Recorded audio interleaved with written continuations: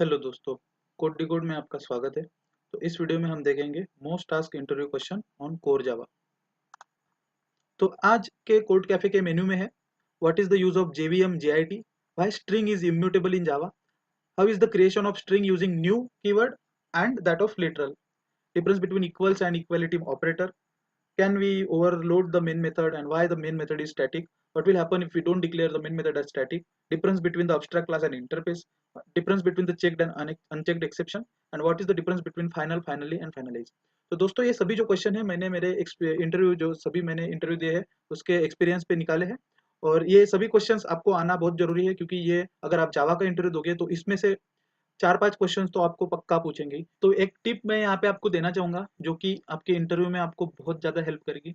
अगर इंटरव्यूअर आपसे जब भी आप इंटरव्यू में जाओगे और इंटरव्यूअर आपसे कुछ क्वेश्चन करेगा, तो हमेशा क्वेश्चंस की most of the time questions की स्टार्टिंग तो एक बेसिक लेवल के क्वेश्चन से ही चालू होती है, जो कि आपको मोस्ट 90% ऑफ द टाइम आती ही है। तो अगर आपको ऐसे क्वेश्चन से स्टार्टिंग हुई, तो आप एक काम कर सकते हैं, जो क्वेश्चंस आपको आते हैं, उनका आंसर देने के लिए आपको बहुत टाइम लेना पड़ेगा। मतलब you will try to kill the time of the interviewer. मतलब जो क्वेश्चन आपको आता है उसको अच्छे से इधर से उधर से घुमा के सजा के अच्छे से धीरे धीरे बताओ, एक्सप्लेन करो। इंटरव्यूअर को ऐसा लगे कि भाई इसको तो सब आता है, आप क्वेश्चन का आंसर एक ही क्वेश्चन का दे रहे हैं, लेकिन आप ऐसे बताओ कि इसको लगे कि इसको तो सब आता है। आप जितना धीरे धीरे और अच्छे से वो आंसर बताओगे उतना ज्यादा वो उसका टाइम किल होगा। तो उसकी वजह से इंटरव्यूअर को अगले क्वेश्चन पूछने को ज्यादा टाइम नहीं मिलेगा। और तो चलते हैं अगले क्वेश्चन की ओर। what is the use of JVM? Okay, so JVM is like a Java virtual machine. So as its name suggests, like it is a virtual machine. That means it does not exist physically. Okay, so JVM is the one that actually calls the main method present in the Java code. तो जैसा कि आपको पता ही है कि public static void main method जिस भी class में होगी, तो वो मेथड के अंदर हम जो भी कोड लिखेंगे वही हमेशा एग्जीक्यूट होता है। अगर वो मेथड के बाहर हम कुछ लिखेंगे और उसको वो मेथड के अंदर कॉल ना करेंगे नहीं करेंगे, तो ऑब्वियसली वो कोड एग्जीक्यूट ही नहीं होगा। तो जेवीएम ये एक ऐसी मशीन है जो एक्चुअली में जो मेन मेथड है उसको कॉल करता है। अगर हम कोई अलग से मेथड बनाए डिस्प्ले और उसमें कुछ कोड लिखे और उसको एग्जीक्यूट करना है तो उसको हम मेन में कॉल करते हैं, तभी वो डिस्प्ले मेथड कॉल होती है। लेकिन मेन को भी कोई तो भी कॉल करता है तभी तो हमारा प्रोग्राम एग्जीक्यूट होता है। तो जेवीएम इज द वन जो एक्चुअली मेन मेथड को कॉल करता है। उसके बाद Java applications are called one write once run anywhere. Obviously आपको पता ही होगा कि Java is a platform independent language. तो प्लेटफॉर्म इंडिपेंडेंट मतलब क्या? तो हमारा जो कोड है हम उसे किसी भी सिस्टम में कभी भी रन कर सकते हैं। तो वही है right once run anywhere. This means a programmer can develop a Java code on one system and expect it to run on any other Java enabled system without any adjustment. तो मैंने suppose अगर मेरा Windows वाले machine पे जावा का code लिख दिया, तो उसको मैं मैकबुक पे भी उसको रन कर सकता हूँ या फिर वन टू वाले सिस्टम पे भी रन कर सकता हूँ। दिस तो ये सब पॉसिबल है जेवीएम की वजह से। तो एग्जैक्टली जेवीएम करता क्या है हम देखते हैं। तो सबसे पहले हमें हमारे प्रोग्राम का फ्लो समझना होगा कि हमारा प्रोग्राम की फाइल कैसे क्रिएट होती है और वो कैसे एग्जीक्यूट होती है। तो जैसा कि आपको पता ही होगा कि हमारी जो मशीन रहती है कंप्यूटर उसको हमारी जो इंग्लिश है या फिर कोई भी लैंग्वेज हिंदी मराठी वो तो समझ नहीं आती। उसको तो बस मशीन को 1001 वाली बाइनरी लैंग्वेज समझ आती है जिसको हम मशीन लैंग्वेज बोलते हैं। तो हम जो कोड लिखते हैं वो तो इंग्लिश मतलब मोस्टली तो इंग्लिश जैसा ही दिखता है, जिसे हम डॉट जावा फाइल करके सेव करते हैं। तो हमारा जो कोड है वो जेडीके के अंदर जो कंपाइलर रहता है, तो JDK compiler converts the Java code to byte code. तो कंपाइलर है वो डॉट जावा फाइल को डॉट क्लास फाइल में कन्वर्ट करता है और जो हमारा कोड है उसको बाइट कोड में कन्वर्ट करता है। और उसके बाद that byte code loaded into JVM और and then JVM interpreter converts the byte code to the machine code. तो हमारा जो डॉट जावा वाली फाइल थी वो पहले डॉट क्लास में कन्वर्ट हुई, बाइट कोड में कन्वर्ट हुई, और जेवीएम की वजह से वो डॉट क्लास की फाइल डॉट ईएक्सी में कन्वर्ट हुई, जिसने बाइट कोड को मशीन कोड में कन्वर्ट किया। नेक्स्ट क्वेश्चन है what is the use of JIT. तो जेआईटी मतलब जस्ट इन टाइम कंपाइलर। तो जेआईटी करता क्या है? It enhances the performance of JVM by calling the parts of bytecode with similar functionality at the same time. This process reduces the overall time needed for conversion of bytecode to machine specific code at runtime. तो JIT actually JVM का performance enhance करता है। तो JVM का performance मतलब JVM क्या करता था? बाइट कोड को मशीन कोड में कन्वर्ट करता था। तो जेआईटी सेम काम करता है लेकिन इससे वो प्रोसेस फास्ट होती है क्योंकि ये क्या करता है, by compiling the part of byte code with similar functionality at the same time, जिस जो बाइट कोड की फंक्शनैलिटी सिमिलर रहती है उसको वो एट अ टाइम रन करता है। तो JIT analyses the byte code to identify the hotspot. Hotspot मतलब which are section of a code that are executed more often than others. मतलब अगर कोड में ऐसा कुछ सेक्शन है जो बार बार एग्जीक्यूट हो रहा है, तो JIT क्या करेगा, इट कंपाइल्स दो that hotspot into native code and caches them for future use. तो उसको कैश में स्टोर करके रखता है फ्यूचर यूज के लिए। तो we know that the interpretation of bytecode reduces the performance of the native application. It is the reason to implement JIT. JIT compiler accelerates the performance of the application by compiling the bytecode into the native machine code. तो overall JIT क्या करता है, जो JVM करता है उसको उसका time उसका स्पीड इंक्रीज करने का काम करता है bye like identifying the similar functionality code and it compiles it at a same time. तो उससे क्या होता है, वो JIT compiler accelerate the performance of the JVM. Why string is immutable in Java? तो सबसे पहले immutable क्या होता है, तो immutable means unmodifiable, unchangeable। मतलब कुछ mutable है मतलब उसको हम चेंज कर सकते हैं, लेकिन immutable है मतलब वो चेंज करने का कोई चांस ही नहीं है, वो चेंज नहीं हो सकता। तो सबसे पहले the immutable string or immutable objects that cannot be modified once it is created। तो जो immutable string होती है उसको हम एक बार अगर बना दिए तो उसको मॉडिफाई नहीं, उसको चेंज नहीं कर सकते, but we can only change the reference to the object. तो ये हम बाद में आने वाले एग्जांपल में देखेंगे। अ स्ट्रिंग पुल, अभी हमें स्ट्रिंग पुल का कंसेप्ट समझना होगा। A string pool refers to a storage area in the heap memory. तो अगर हम जावा का कोड लिख रहे हैं और हम कुछ स्टोर करने की कोशिश कर रहे हैं, हम कुछ वेरिएबल डिफाइन कर रहे हैं, तो वो सीधा सीधा हिप में स्टोर होते हैं। तो हिप यानी एक मेमोरी है हमारी जिसमें हमारे जावा के वेरिएबल्स स्टोर्स होते हैं। तो हिप के अंदर एक कॉन्सेप्ट है और जगह होती है जिसको बोलते हैं स्ट्रिंग पुल। तो string pool is the storage area inside the heap memory. तो अभी हम आगे देखेंगे कि स्ट्रिंग पुल में कौन जाता है और हिप में कौन स्टोर होता है। तो memory allocation to a string object is costly when in terms of both time as well as memory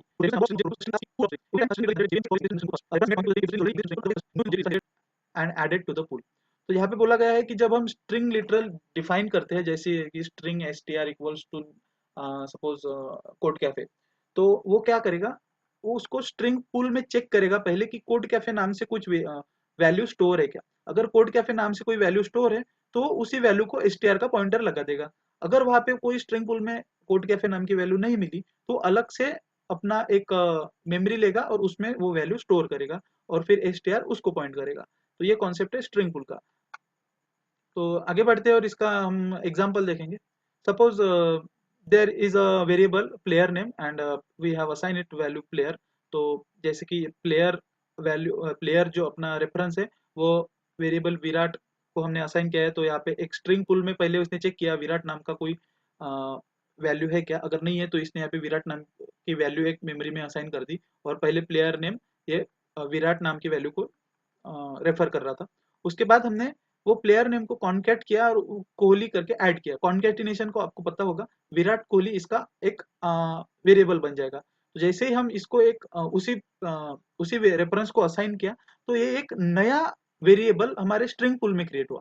तो जब ये विराट कोहली प्लेयर नेम की वैल्यू हो गई तो पहले इसने स्ट्रिंग पुल में चेक किया कि विराट कोहली कहीं पे है क्या। तो यहाँ पे सिर्फ विराट था, विराट कोहली नहीं था, तो इसने नया मेमोरी में एक वेरिएबल डिफाइन किया विराट कोहली, और जो प्लेयर नेम जो पहले विराट को पॉइंट कर रहा था वो भी विराट कोहली को पॉइंट करेगा। तो यहाँ पे newly created string in string pool, ये नए से क्रिएट हुआ है। ये क्वेश्चन मुझे इंटरव्यू में पूछा गया है कि अगर स्ट्रिंग इम्यूटेबल है तो अगर हम एक वेरिएबल लिए और उसको हम कॉन्कैट करें तो उस पे उसकी वैल्यू तो चेंज हो जाएगी। इम्यूटेबल मीन्स उसकी वैल्यू तो चेंज होनी नहीं चाहिए। अगर स्ट्रिंग का कोई वेरिएबल हम लिटरल अगर डिफाइन करते हैं तो उसकी वैल्यू चेंज नहीं होनी चाहिए। लेकिन यहाँ पे देखो प्लेयर नेम की पहले वैल्यू विराट थी और कॉन्कैट करने के बाद वो प्लेयर नेम की वैल्यू विराट कोहली हो गई, तो प्लेयर नेम की वैल्यू तो चेंज हो गई। तो हाउ स्ट्रिंग इज इम्यूटेबल, यहाँ पे तो वो तो फेल हो रहा है, क्योंकि अगर स्ट्रिंग इम्यूटेबल है तो वो चेंज नहीं होनी चाहिए, लेकिन यहाँ पे चेंज हो गई।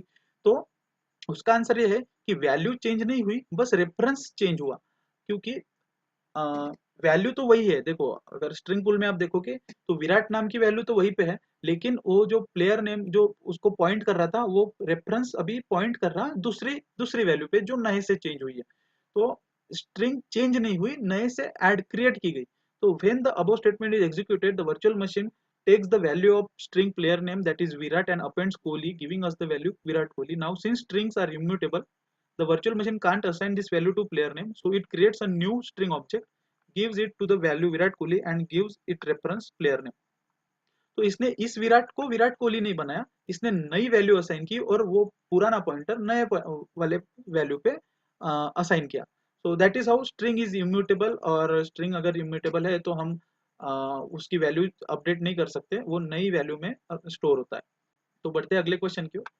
How is the creation of string using new different than that of a literal.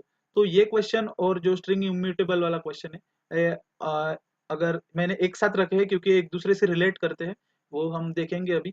So string literal. So first of all we will see what is string literal. If we create a string using string literal and its value already exists in the string pool, then that string variable also point to the same value in the string pool without the creation of any new string that with that value. बहुत ही simple है. अगर हम string, ये हमने पिछले question में भी देखा, अगर हम स्ट्रिंग लिटरल से कोई वैल्यू असाइन कर रहे हैं, जैसे यहाँ पे string s1 equals to code cafe. s1 यहाँ पे रेफरेंस वेरिएबल है और कोड कैफे यहाँ पे वैल्यू है. अगर यहाँ पे एक बार string s1 code cafe assign कर दिया और उसके बाद हम स्ट्रिंग s2 और उसकी वैल्यू भी कोड कैफे रख रहे हैं, तो यहाँ पे क्या होगा, if we create a string and its value already exist in the string pool. अगर यहाँ पे हमने क्रिएट कर दिया तो स्ट्रिंग पुल में कोड कैफे नाम का एक वैल्यू एक मेमोरी लोकेशन पे असाइन हो गई. देन दैट स्ट्रिंग वेरिएबल, अगर और उसके बाद हम फिर से अगर s2 भी उसी वैल्यू s2 के लिए भी उसी वैल्यू का हम वेरिएबल बना रहे, तो स्ट्रिंग क्योंकि इम्यूटेबल है वो सेम वैल्यू नहीं बना सकता. इसलिए वो s2 क्या करेगा, अभी वो पहले स्ट्रिंग पूल में चेक करेगा कि if there is already code cafe available or not. If it is available, it will point to the same, and if it is not, it will create the new variable. तो यहाँ पे s2 क्या करेगा, अभी s1 के code cafe को ही point करेगा. And then if we, अगर हम तीसरा वेरिएबल भी ट्राई करें कि s3 और उसको सिर्फ कैफे वैल्यू देनी है, तो कैफे नाम का तो कोई भी वैल्यू हमारे स्ट्रिंग पूल में नहीं है, तो ये अलग से वेरिएबल बनाएगा. मतलब यहाँ पे रेफरेंस 3 है, लेकिन स्ट्रिंग पूल में वैल्यू 2 ही रहेगी, एक कोड कैफे और कैफे, क्योंकि कोड कैफे पे ये 2 रेफरेंस पॉइंट करेंगे और s3 कैफे पे पॉइंट करेगा. आई होप आपको समझ आया होगा. और वही अभी अगर हम स्ट्रिंग यूजिंग न्यू कीवर्ड बनाए, if we create a string using new, then a new object is created in the heap memory even if the value is already present in the heap memory. तो अभी तक जो literal का जो काम चला वो स्ट्रिंग पूल में चला, लेकिन अभी जो स्ट्रिंग अगर हम न्यू कीवर्ड से बनाए तो वो हिप में चलेगा. तो अगर हिप में हम कोई भी वैल्यू असाइन कर रहे हैं तो वहां पे कुछ मैटर नहीं करता वो वैल्यू पहले से अवेलेबल है नहीं है. ये अगर हमने बोल दिया कि न्यू वैल्यू बनानी है तो वो नया वेरिएबल बना ही रहेगा. जैसे यहाँ पे अभी n1 new string code cafe बनाया, तो और n2 new string code cafe बनाया, तो ये 2 अलग अलग वेरिएबल बनाएगा और दोनों अलग अलग वैल्यू पे पॉइंट करेगा. और भले ही वो दोनों वैल्यू सेम रहेगी, लेकिन उनकी मेमोरी लोकेशन डिफरेंट रहेगी. और s3 न्यू ये तो अलग ही वैल्यू है, तो ये इसको भी बना देगा. तो आगे बढ़ते अगले क्वेश्चन में. The difference between equals method and equality operator. The Java string equals method compares two strings and returns true if all character match in both the string, else return false. Double equal to operator compares the reference of memory location of object in the heap whether they point to the same location or not. तो यहाँ पे अगर dot equal method रही तो वो characters को compare करती है, और डबल इक्वल टू ऑपरेटर रहा तो वो मेमोरी लोकेशन को कंपेयर करता है. We can use double equal to operator for reference comparison, address comparison, and dot equals method for content comparison. तो आई होप ये बहुत ही सिंपल लैंग्वेज में यहाँ पे लिखा है, तो आपको समझ ही आया होगा. ये कोड हम अपने मशीन में एग्जीक्यूट ही करके देखेंगे. तो let me create one Java project.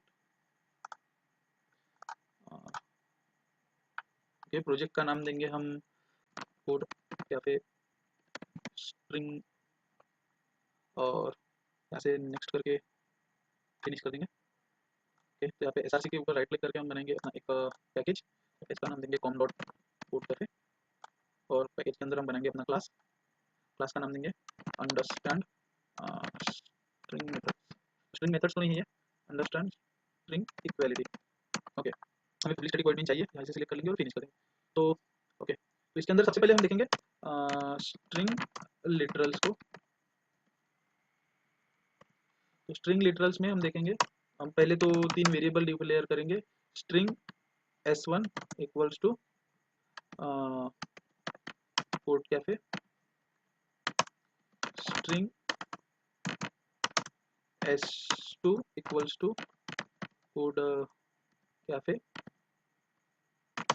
और string s3 equals to cafe. तो यहाँ पे हम डायरेक्ट प्रिंट कर सकते हैं system.out.println whether s1 equals to s2। अगर s1 इक्वल रहा तो वो ट्रू प्रिंट करेगा। तो यहाँ पे अभी हम इसको रन करके देखते हैं,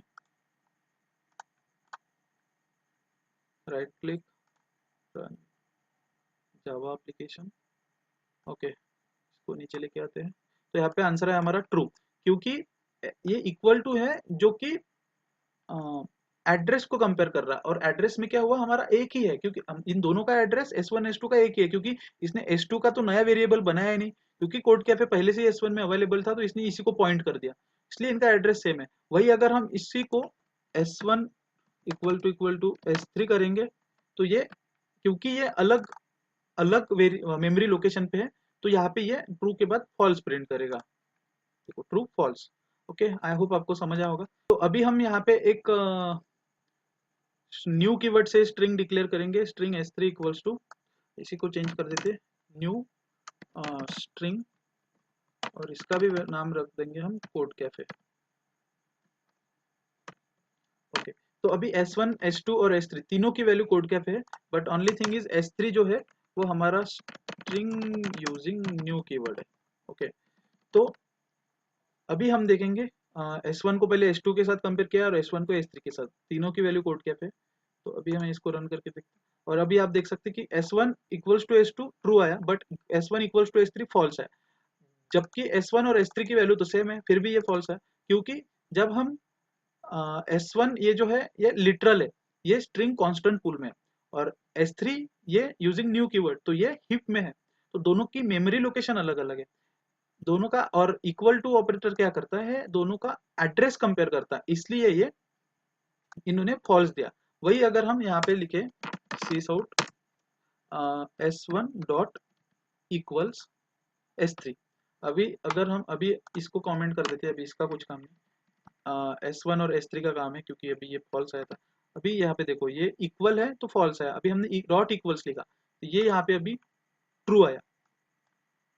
ये ट्रू क्यों आया, क्योंकि डॉट इक्वल जो है वो कंटेंट कंपेयर करता है, जबकि क्योंकि s1 का भी कोड कैफे, s1 की भी वैल्यू कोड कैफे है और s3 की भी कोड कैफे, इसलिए इसने डॉट इक्वल ने दोनों को सेम बताया। लेकिन जब इक्वल टू यूज किया तो इसने फॉल्स बताया, क्योंकि दोनों का एड्रेस अलग अलग है, एक स्ट्रिंग कांस्टेंट पूल में है, एक हीप में है, दोनों हीप में रहते तो भी अलग अलग जगह रहते तो भी उनका एड्रेस डिफरेंट रहता।